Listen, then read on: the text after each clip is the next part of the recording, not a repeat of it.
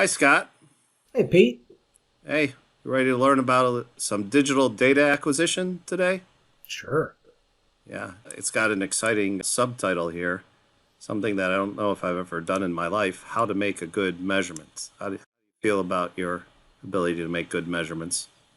I'll tell you, if I'm honest, it's like washing the dishes. You break enough dishes and you get out of being made to do the dishes. So I kind of took this tack with measurement. So I don't know that I've never ever made a good measurement myself either. But I'd like to learn how if, I Yeah, should ever need to. that sounds good. It's an interesting tack you took for your life there and for dishwashing. Yeah, so the digital data acquisition has a lot to do with signals and processing of them, getting the signals good. This first part, we're going to talk about trying to measure very well a signal from a transducer that tells us what our product's doing. We're going to be talking about transducers like accelerometers that measure vibration, microphones, strain gauges, thermocouples, things like that, that output some sort of analog voltage over time that we're going to capture. To get a good measurement, there's a lot of things I guess we could use as criteria. It shouldn't have a lot of noise in the measurement that are not due to the actual measurement itself or the actual product that we're measuring. Computers can only measure data discretely in discrete chunks, so you have to convert from analog to digital. So there's some things you might have to worry about there. And these transducers need to be conditioned properly, have good wiring and things like that. We'll talk about some of these things. So we're about to go through the measurement chain, starting with the structure, ending up with a digital file. Here's what the measurement chain looks like as a diagram. Again, starting with the structure, you got your sensors, some signal conditioning, aliasing, analog to digital conversion, some more DSP stuff, which we'll be covering in the second part here. And all along the way, there's all sorts of things we might need to look out for, like noise on our cables, conditioning issues, filtering, calculation errors. So we're about to go on a journey through the measurement chain, Scott, and we got all these obstacles in the way. Does this remind you of anything? Look, sounds like you're going to talk about something a little bit older, Jules Verne. Yeah, I guess I am a little bit older. So yeah, Jules Verne, there was a book and then movie, Journey to the Center of the Earth, where they had to go through a bunch of obstacles. That's kind of like going through the measurement chain. I think they discovered dinosaurs. I don't think we'll discover dinosaurs in the center of the Earth. Probably not. And then Fantastic Voyage, I think that was a book and a movie in the 70s where they went into the human body. They're miniaturized. Oh, sure. Yeah, a classic, and you had to fight red blood cells or white blood cells. Yeah, the storybots did the same thing. The white blood cells come and attack them, but then they become friends with storybots. And anyway, little Yeah. update All for your right, reference, but let's begin our journey. Let's start at the structure. So the first part here, we're going to be measuring some sort of product or a structure. And that structure, really, if you think about it, that could be a field measurement where you're underwater, right? Or up in the air. You could be in a nice lab measuring something. You could be in a dump. Here's a SCADIS that's measuring this construction equipment. So depending on the conditions that the structure is in, that could have a lot of considerations, like how you're going to measure it and what you're going to do. Here I need waterproof equipment. Here I might need stuff that's good for moisture condensation if it gets high enough to the atmosphere, I guess. Yeah. So the structure and the conditions it's operating under can really influence things. So I guess in general, if we think about something like this structure, it's in a lab, it's not operating. It should be a little bit easier than if we were out in the field and it was operating and running, right? Generating sure. electric fields and things like that, and I had to traipse the equipment out there. Easier to harder there. If I think about something like this wind turbine and the operating conditions, well, there's a few ways to think about that operating condition. One is if that is the operating condition of interest, we got to take extra care to make sure we're getting good measurements because you're not going to be able to test that again very quickly. Nope. And we do tests and we don't get the true operating conditions for the equipment, then we're going to test something that's not representative and it could fail in real life.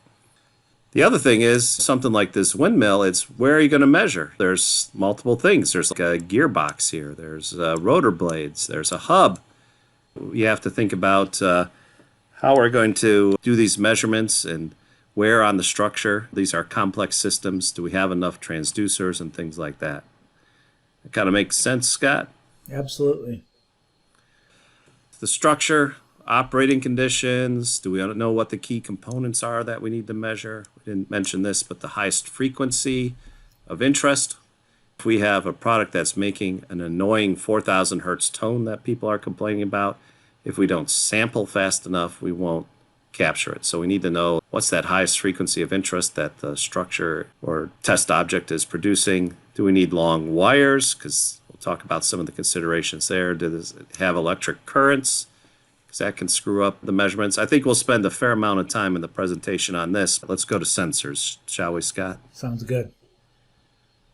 So a sensor is a transducer that you install on the product in order to measure things. You know, there's a variety of transducers that we're typically interested in, things like strain gauges for measuring strain and thus stress, accelerometers for measuring vibration, microphones, temperature, displacement. Forces could be measured with a wheel force transducer or a torque cell, for example. And so all these things, one of the first things we might think about is how are we going to mount or install that transducer onto the product? One way here is this thing called a hand probe. What's a hand probe? Oh, this is where you're just holding the accelerometer against the structure, right? Yeah, you got an accelerometer here, and then you hold this thing, and this touches the vibrating surface, and you hope to pick up the vibration. And what happens is the frequency range up to which you can measure is affected by the fact that you're holding it. Your hand can't move back and forth fast enough to keep up with the vibrating surface above a certain frequency. So as a result, you can see that in the light, I don't know, what's that color called, Scott? Light aqua? Sure. Seafoam green. Seafoam green. Oh, that's even better. It doesn't go up very far in frequency compared to the other methods. So maybe we want to easily mount it. So we'll throw a magnet on the base of the accelerometer and throw that against the vibrating surface. How does that do? That does better, provided you have a steel structure or something with iron in it that will actually hold a magnet. But yeah, it does better in frequency, but Yeah. not even up to 2,000 hertz there. It's interesting. Yeah, at a certain point, even on a metal structure, it doesn't keep up the magnetic field. It can be thrown off of the vibrating surface. One of the best ways of mounting these types of transducers is stud mounting. This is an actual little screw here that does go into the surface of the structure and mounts the accelerometer directly to the surface, and there you can get some of your highest frequency ranges. So this is a consideration. There's a lot of other things. You could use super glue or dental cement, things like that. Yeah, we want it to keep on there, keep a solid attachment, take data up to a high frequency range. It makes sense that mounting of the transducers could be pretty important, Scott. Yeah, definitely. And then we said we'd spend a lot of time on electrical stuff. Here is something called a ground loop, and we'll talk about how that's related to the transducers. A ground loop means I'm measuring, I would hope to see maybe the blue curve here where there's no ground loop, but instead I see some spikes throughout the frequency spectrum, and they might be multiples of 60 or 50 hertz, depending if I'm in Europe or not, that are electrically induced, not really part of the structure or part of the measurement. It's called a ground loop. Let's talk about what could cause that. So here I have my measurement system, a SCADIS. And notice a SCADIS is typically plugged into the wall, so your mains, and it's grounded there. But then here we have an accelerometer attached to our test object. It's also going to ground, but it's a different ground than what's on the mains. It's, I guess, what you would call the structure's ground. And they're two different things, and this can create a ground loop. Have you ever seen something like that occur, Scott? Unfortunately, I have, where the two different grounds creates this ground loop, yeah. Yeah. So you might see this as a result, like we've mentioned before, the 60 hertz spike. Probably not a good idea to stake your whole career on, hey, there's some bad vibration at 60 hertz, right? Because that may not be coming from the vibration of the test object, but might be coming from a nearby power generator, the lights in your lab or something like that, right? Yeah, I'd be very suspicious of any 60 hertz problem. Yeah, very lightly damped 60 hertz problem. Sure. So if someone's talking about a lightly damped 60 hertz problem, you might want to do some double checking. If you're out in the field and you catch this, there's some things you could maybe do. You want to break one of these pads to ground. So for example, if you have one of our Simcenter SCADAS units, I can disconnect it from power because it has an internal battery that runs on DC. And when that is broken, there's only one path to ground. And if the electrical noise goes away, I know I have a ground loop. If it doesn't go away, then there's a chance that that 60 hertz is real. So quick troubleshooting, disconnect this. Now maybe you got to measure for a kajillion hours and the battery here won't last a kajillion hours. So alternatively, what we could do is break that path to ground by using isolation pads between our transducer and the test object. Do you see how that kind of breaks that path, Scott? Yep. And then I can power it and keep running. Accelerometers with an isolation pad's a good thing. You can also get some accelerometers that have electrical isolation built in, like PCT. They have a J suffix. Other transducers where you could see things, strain gauges are usually isolated because there's a surface that they're put on. They're not quite directly on the metal surface of the test object. But yeah, in general, you want to isolate your sensors so there's no additional path to ground, no electrical current that can flow between the two. Does that make sense to you, Scott? Yep. Some other little things you could try. Some of you might be in labs that have an orange power plugs. Those are actually clean power. Sometimes the ground isn't all that great on regular power outlets, so you could try plugging your instrumentation to orange power. Here we have a SCADAS measurement system, and another alternative, you probably look in the box, you may not even know you have this. There is something called a ground strap, which you can screw into this SCADAS. It comes with the SCADAS, and then you can attach this side with a bolt to the structure itself to make the ground the same between the two. And sometimes that can solve the issue. Oh, you don't plug that ground cable into the orange outlet, though. No, don't plug it in here. Just attach it to the structure, the test structure itself. Okay. I got to make a phone call real quick. Okay. Yeah. So we've kind of gone through a few considerations with the structure and the sensor. Hopefully your phone call's done there soon.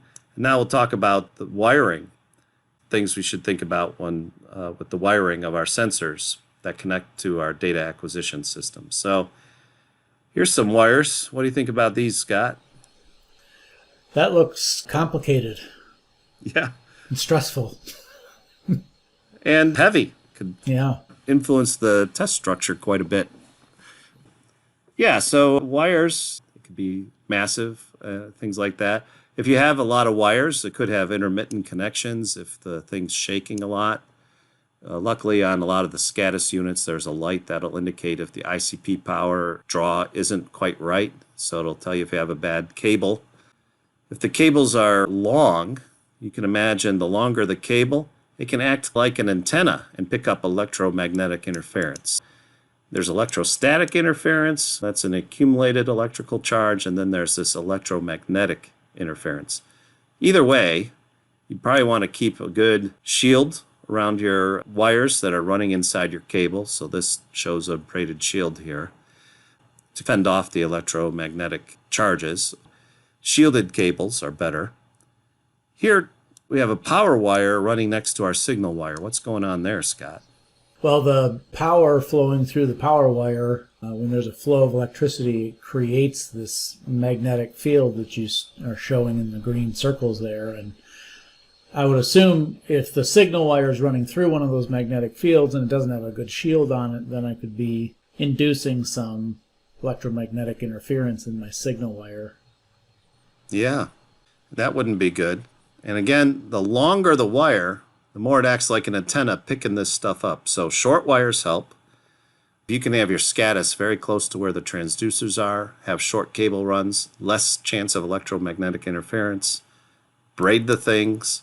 And then there's even other things, not just electrical interference. Here we have an example of a strain gauge, full bridge, that we're going to take a measurement with, and we have a 1 meter cable.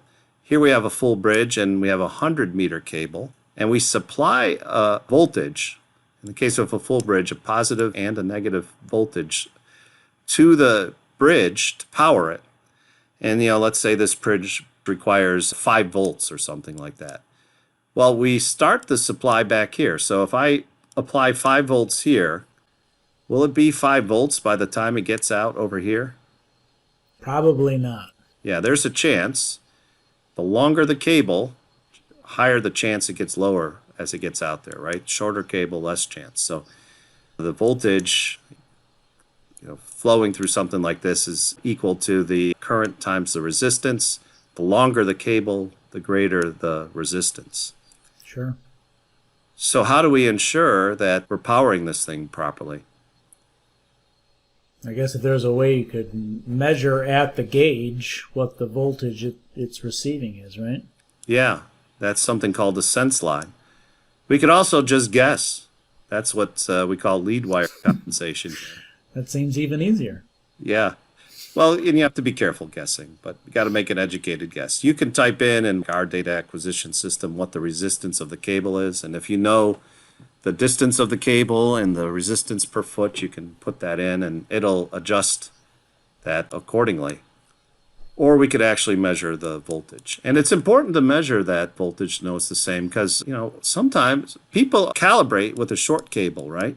But then if you measure with a long cable, what happens is that signal gets lower, but it's not zero signal.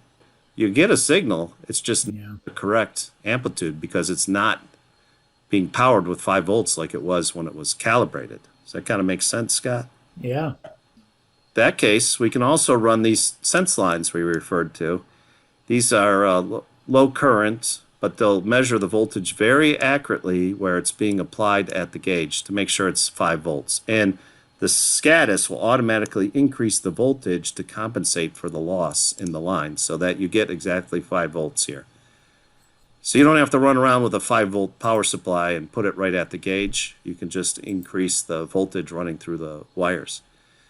But if you look at this, sense lines, there's 2 of these. Signal wires for a full bridge, there's 2 of these. Supply voltage wires, there's 2 of these. That's 6 wires. That's a little bit of effort to put together, wouldn't you say, Scott? Compared to a quarter bridge, for example, that's just 2 wires. Yeah. Like 3 times the effort. Yeah. So yeah, I think you'll find that in general, the higher the quality of the measurement, probably the more things that you have to go through, time-consuming setup type wiring things like this, where we have 6 wires instead of the 2 minimum to get some sort of signal. Yeah.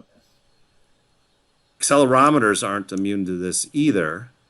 The cable, again, has resistance or capacitance it builds up that causes higher frequencies to be attenuated or maybe not even carried at all. So they'll be reduced or eliminated. Up to a certain frequency, everything's passing.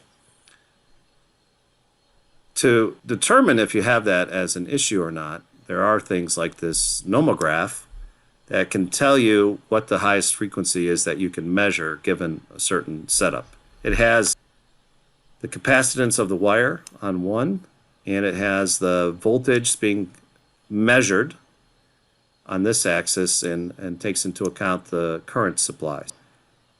If I look here, 100 feet, 300 picocoulombs per foot, that's 3,000 picofarads. I said picocoulombs, didn't I, Scott? You sure did.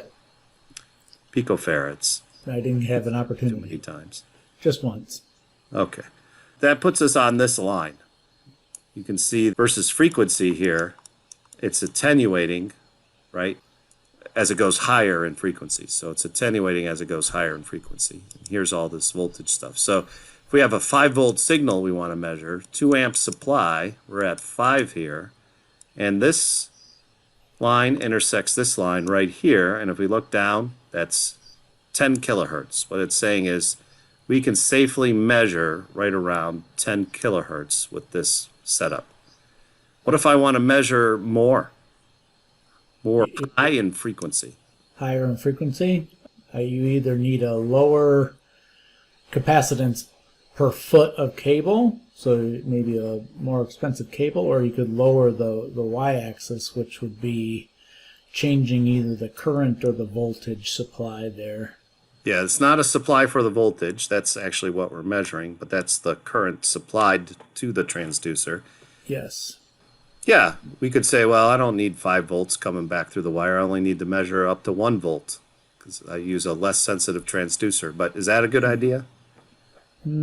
Probably not, depending on the signal, but yeah, typically you don't want to. Less sensitive transducer is going to be more susceptible to noise. Yeah, exactly. So if we give up on this 5 volts, we're susceptible to noise. This is more expensive, right? Yeah. Typically, low resistance cable. You can also play with the current. So here, we'll increase the current to 9 milliamps. We recalculate this line, and now we're up to 100 kilohertz. So if you can, for the same setup, increase the current supply for the transducer, that also helps go up higher in frequency. Cool. Yeah.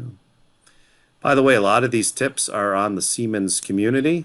If you ever have a chance to check it out, we got some links to the articles directly here, but it goes back through in detail. And I think in this one, the long cable lengths for ICP transducers, there's even a calculator that you can use, so you don't even have to look at the nomograph, just type in the information.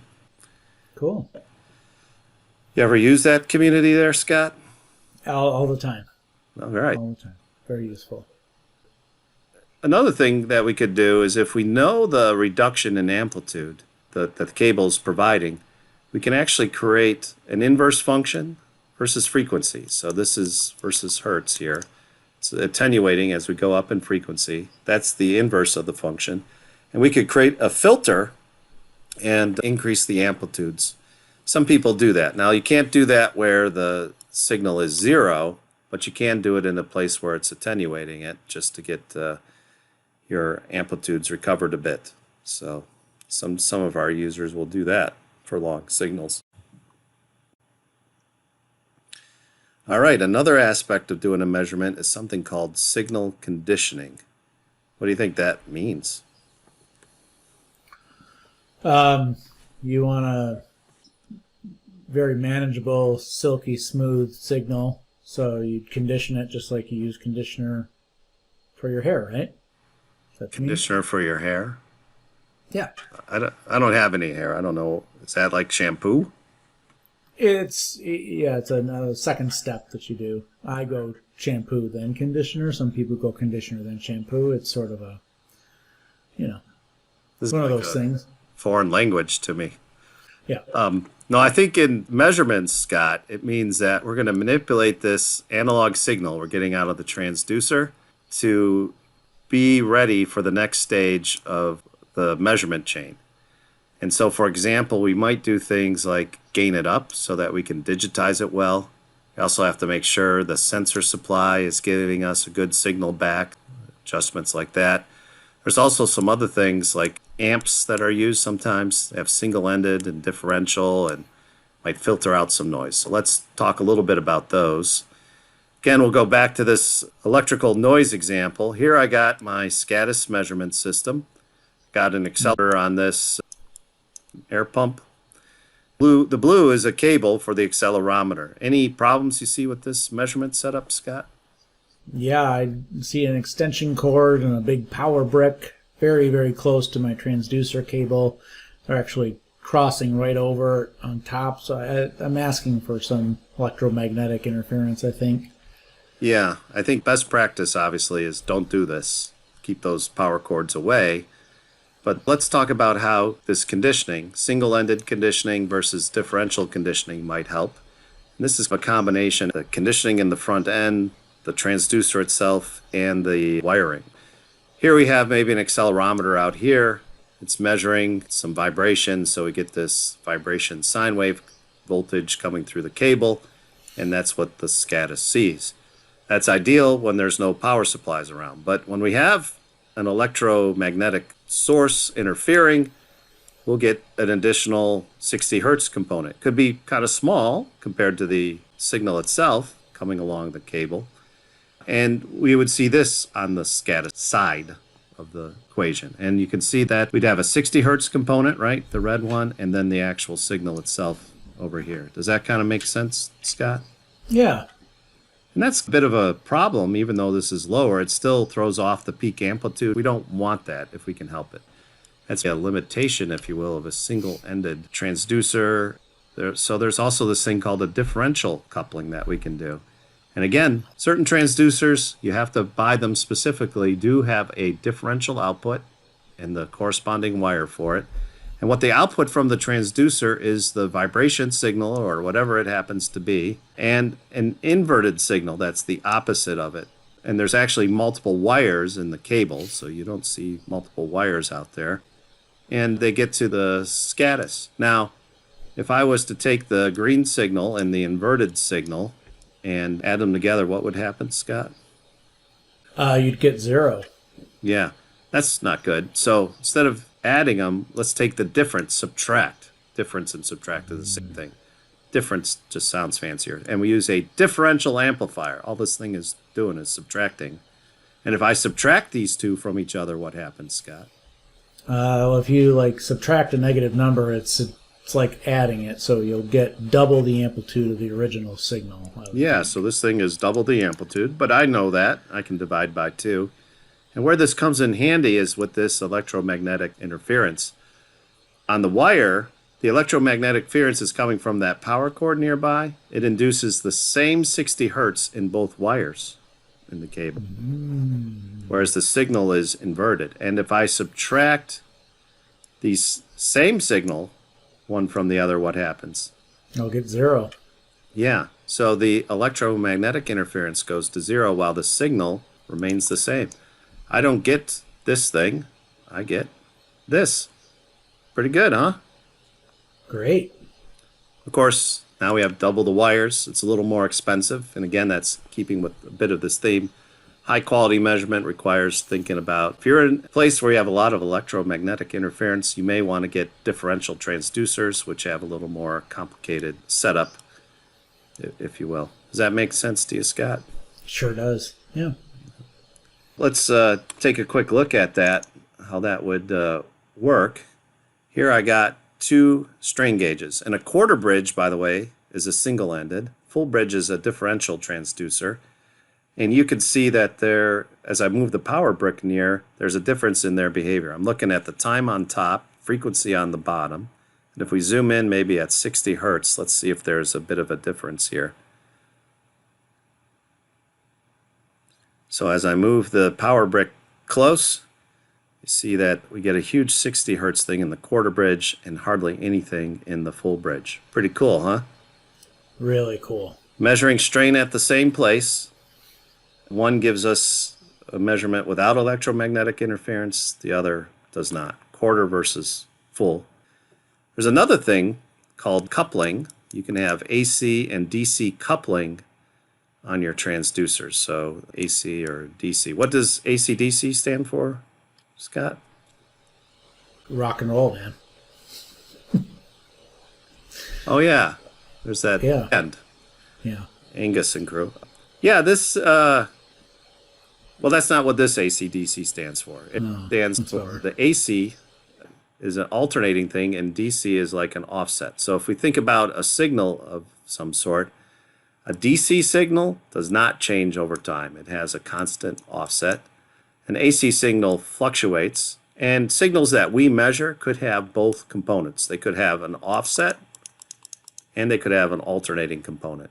If I do an FFT, this offset part goes to 0 hertz in the frequency domain. So on a spectrum, if you see a large value at 0 hertz, that's some sort of offset on the signal. And then the fluctuating part goes to whatever frequency corresponds to that. Okay? So a signal can have an AC and DC component, and the coupling you pick on the data acquisition unit can affect whether you see that AC or DC component. Coupling, by the way, means a physical attachment, like you have a cable with a transducer attached coming in. alternating coupling or AC coupling, do you see a DC offset on this signal? No. No, Nope. it actually always removes the DC offset on the signal. The transducer might be picking up DC, an offset, but you won't see it because you're using AC coupling. On the other hand, you could have direct coupling, and it's called DC coupling, yet it actually measures both AC and DC components of the signal. If I have DC coupling on, I would see an offset on my signal and any alternating stuff like I do here. Okay? Got it. And so this does get a little bit confusing. There's the coupling, AC and DC, and then there's the signal itself, which can be AC or DC signal or have components of both. So let's take a look at how this works. I don't know if we can make this we'll try and make this clear. So what type of signal would you say this is that we're measuring? It's a sinusoidal sine wave. Yeah, so it's an AC signal Right. fluctuating, right? And in this case, I'm actually just inputting from this signal generator into the system. I can add an offset to it. So watch this.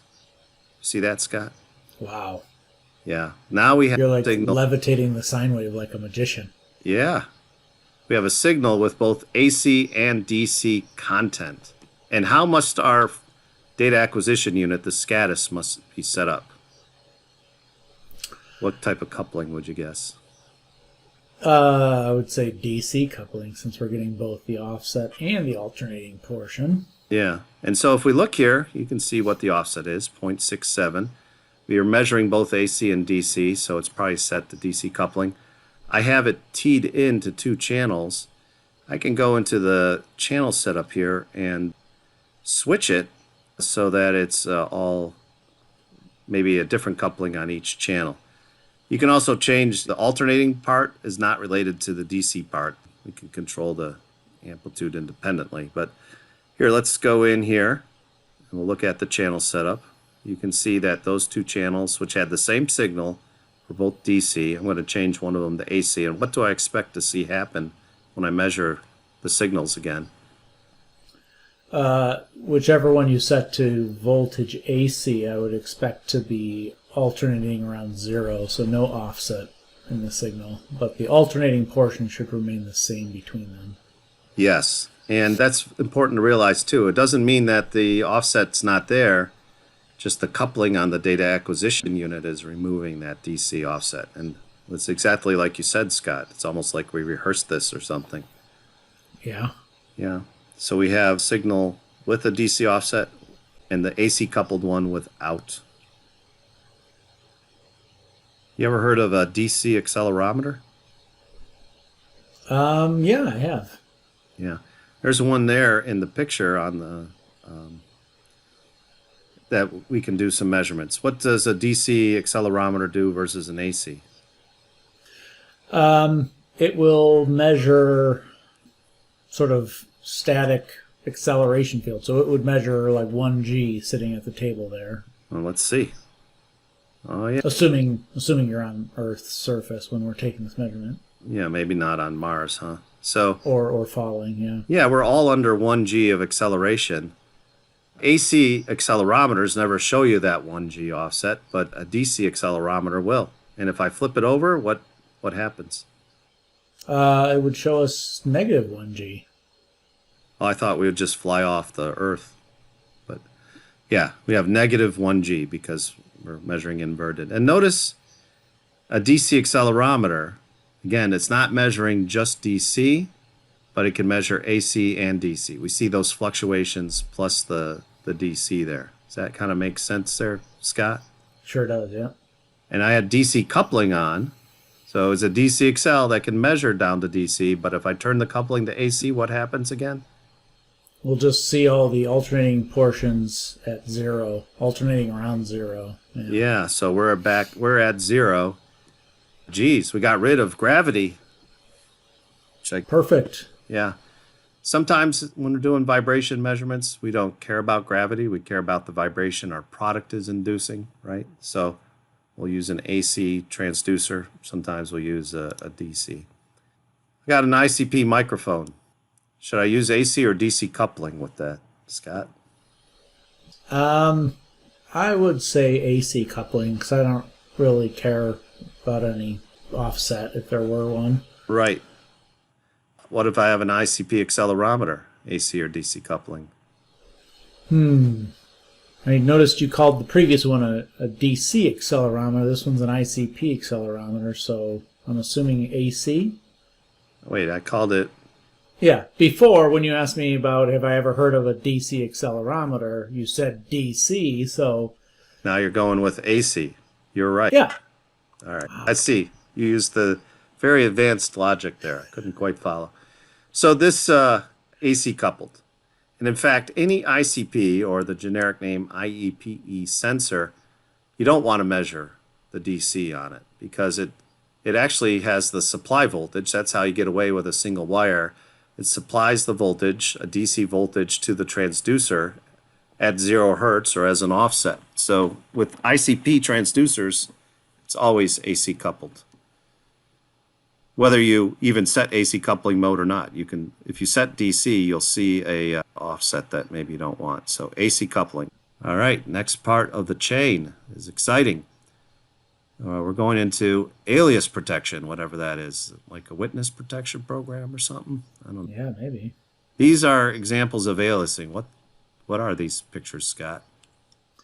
These are all examples that I would call, I think it's a rolling shutter phenomenon, where we're using a camera that's sampling at a certain frequency or refresh rate. And so when you try to take a picture of something like a propeller going by, you end up with this weird phenomenon that it's not an accurate representation of what's really going on, right? This propeller is a lot slower than it is in real life, I guess. Yeah, and it's flinging off there, and they're all curved. Yeah. So the shape is even different. Yeah. So we have 30 frames a second, and maybe these things are moving at much higher frequencies, so we don't quite capture the motion correctly. Right. I guess the same thing can happen. We set a sampling rate, a digital sampling rate on our acquisition system, and you can see the white lines here might correspond to where we're going to sample the red sine wave coming in. Yep. If I did that, I got little yellow dots here. Look at that fancy animation. Shows what we would see after we digitize the data. Is my digitized data, the yellow stuff, representative of the actual signal? Did I get the right amplitude? The amplitude looks correct, but the frequency is very wrong. Yeah, just like the frequency in those pictures was wrong because of the frame rate. Or like you see with wagon wheels in old westerns that seem to roll backwards because of the speed of the movie cameras. If you have aliasing going on, if you start at something like 25 hertz and you go up and you're sampling at a slow rate like 100, you see these frequencies, they actually repeat themselves. Like the frequency is wrong above half of the sampling rate. So rate of 100, we can only measure up to 50 hertz or so correctly. Looks like we got this correct. And then after that, it all went to pot, Scott. Yep. 40 hertz, 25 hertz when it was really 75 hertz. So how do we stop this aliasing from happening when we're doing measurements? Nyquist frequency, by the way, is half the sampling rate, or FS. We could just sample super fast, right? I would never have aliasing. Well, I mean, there might be frequency content out there. Even if you sampled at 1,000,000 hertz, there might be content out there at 1.5 million. Yeah, I mean, we don't know, right? But yeah, as I just sample infinity, right? That shouldn't be a problem, capturing an infinite amount of data. Yeah, start back in an infinite amount of time in the past and take data for an infinite amount of time into the future. No, this isn't going to work. Fine. And the higher you have to sample, the larger the file size and the data file sizes, etc. Rather than try and sample super high to capture it, we can use a filter that we apply to the incoming data to make sure that there's no frequency content that we can't sample properly. Does that make sense to you, Scott? Yeah, that sounds great. Conserve a little bit of space. Filters look like this. They have a certain roll-off. They allow frequencies to pass, without doing anything to them, and then eventually get rid of it. Now, if I'm doing an anti-aliasing type operation here, Scott, let's say this was my maximum frequency I want to measure, half my sampling rate. That's typically how they set up these filters, to do some attenuation up to 3 dB at this point. If I want to go up to 500 hertz, let's say, why don't I just have a filter that goes up to 500, then down to 0, and like that? Why do I have to have a filter with a gradual roll-off? It's just the way it is, I think. Yeah, it's very hard to make a filter that's got a brick wall. It takes the gross national product of a country or something to do that. So they all have some sort of roll-off no matter what. And that also creates some interesting things. That means at a certain point in the frequency range we're measuring, the data is being attenuated. And it's not fully gotten rid of till above that. Let me do an example here so I can explain this. Here we got a sine wave. We're going to sweep through the frequency range. At the top, we have no anti-aliasing filter. And then at the bottom, we have the same signal being measured, but with an anti-aliasing filter. We're going to sweep from 300 hertz to 1,100 hertz. We want to measure up to 800. The anti-aliasing filter is going to kick in around 640 or so. So as we watch here, watch as we approach this, the anti-aliasing data, the data with an anti-aliasing filter, you'll see this signal start to reduce around 640. The one without a filter at the top shouldn't change at all. You watching, Scott? I'm watching. Does it look like it's getting smaller yet? It's a subtle effect, but as we get closer... Oh, yeah, look at that. And then we have that false frequency identification. We're at 850 here, and we see it at 750. But the amplitude is at least a lot less. And then if we keep sweeping up, eventually that anti-aliasing filter should get rid of everything. And it should be actually around 640 hertz in this case, because it was a top 20%. It took a while to get rid of the signal, but it did do it eventually. But something to keep in mind, anti-aliasing filter stops you from measuring the frequencies wrong, but it also affects the data by attenuating it, and a portion of the data, like the top 10 or 20% of the frequency range, could have aliased frequencies in it. That makes sense so far, Scott? Yeah. Okay, so we did a lot of filter things so far in the presentation. I thought I'd talk about some of the filters in detail. We got AC coupling that removed the DC bias. We had an anti-aliasing filter to get rid of that. We could use filters maybe for noise removal. And then there's other filters used to do things, A weighting and whole body vibration. This is what an AC coupling filter looks like at half a hertz. If I look up from half a hertz here, there's a 3 dB down mark, or 0.707 of the amplitude. And this is getting rid of the DC. But it's actually, because the filter doesn't magically get rid of 0 hertz, there's an area where it's attenuating the data like at 0.1 hertz. So the filter, not a brick wall, whether it's AC coupling filter or whatever. There's another filter example, or where a filter could be used. This is a weighting curve, and here the filter is attenuating data below 1,000 hertz and attenuating data above 4,000 hertz and amplifying a little in between. A weighting filter is used on microphone data, where a microphone hears perfectly, our ear doesn't. We have trouble hearing at low frequency, and we have trouble hearing at high frequency, so it mimics the effects of the human ear.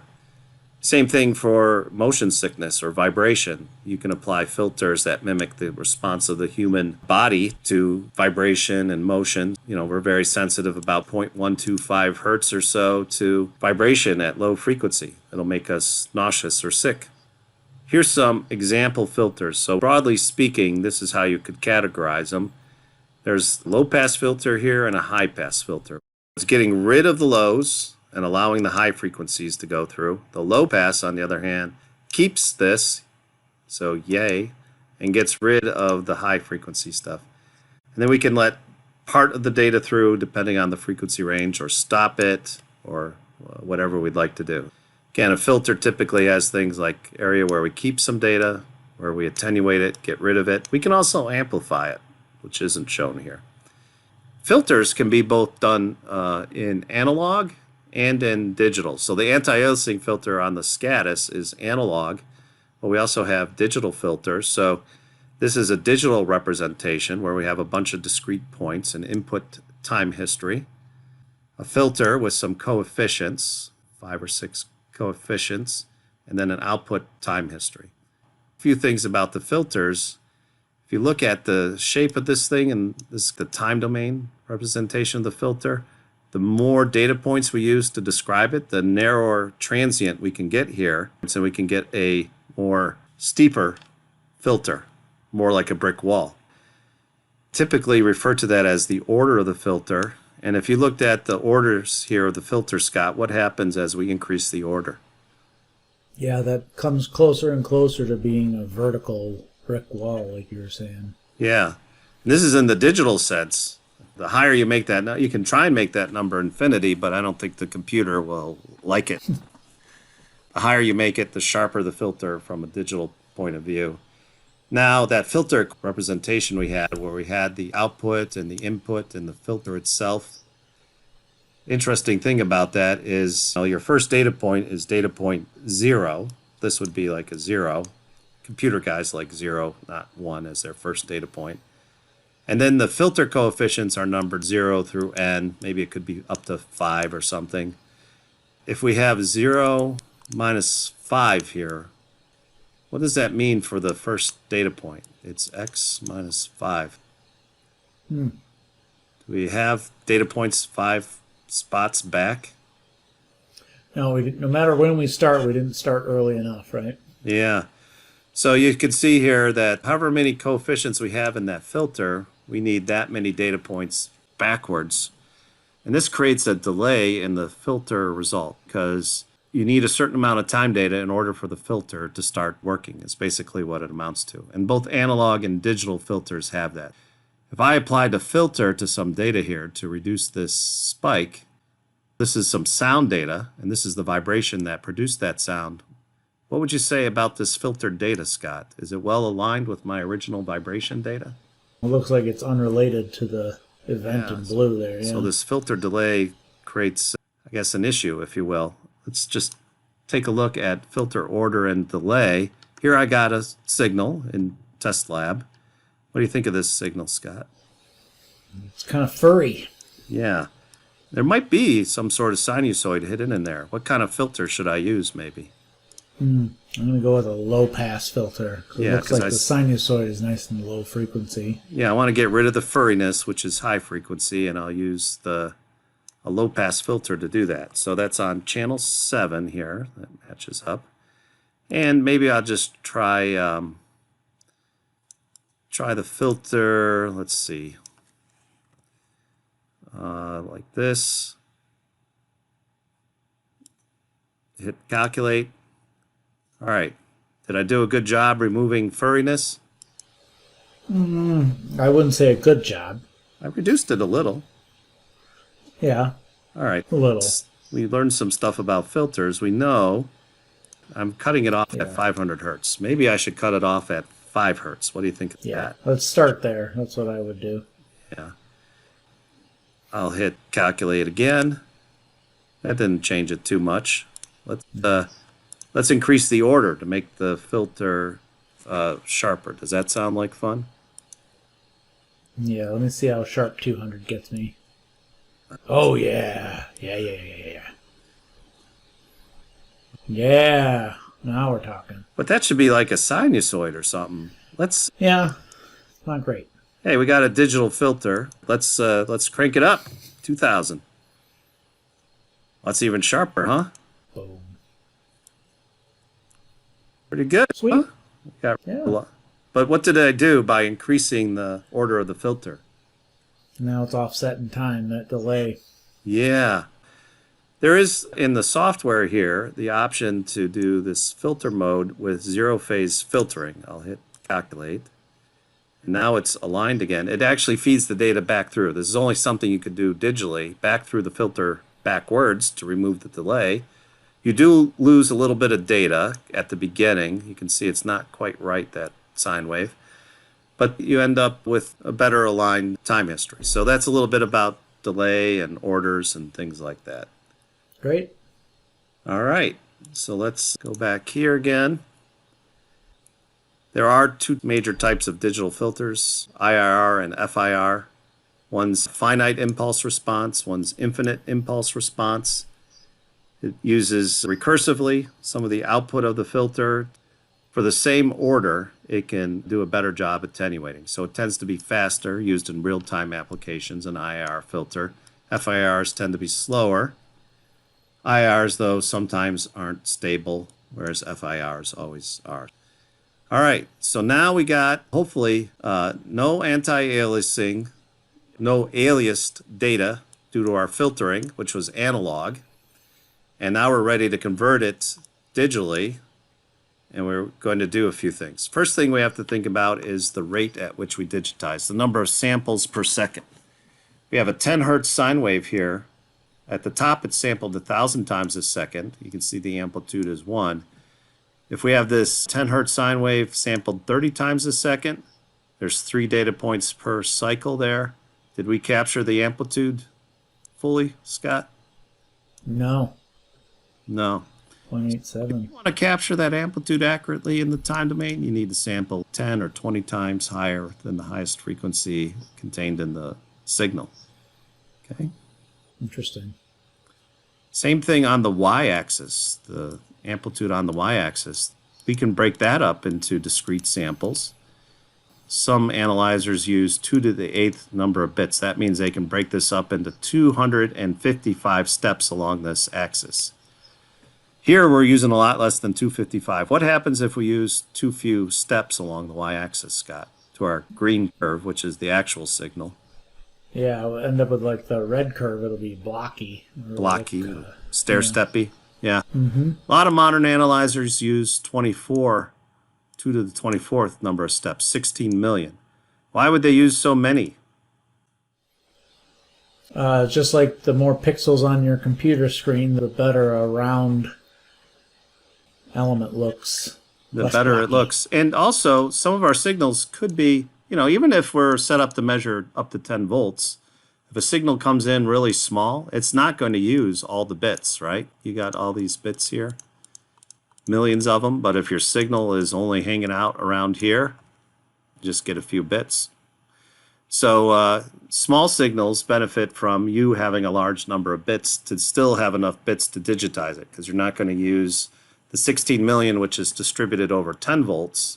You might use it over a smaller voltage range.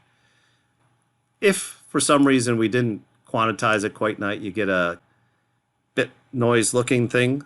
This would mean poorly quantized data. Can you see that, Scott? Yeah. And this would be another effect. It could look a little hairy. This low amplitude signal being digitized has a high noise floor.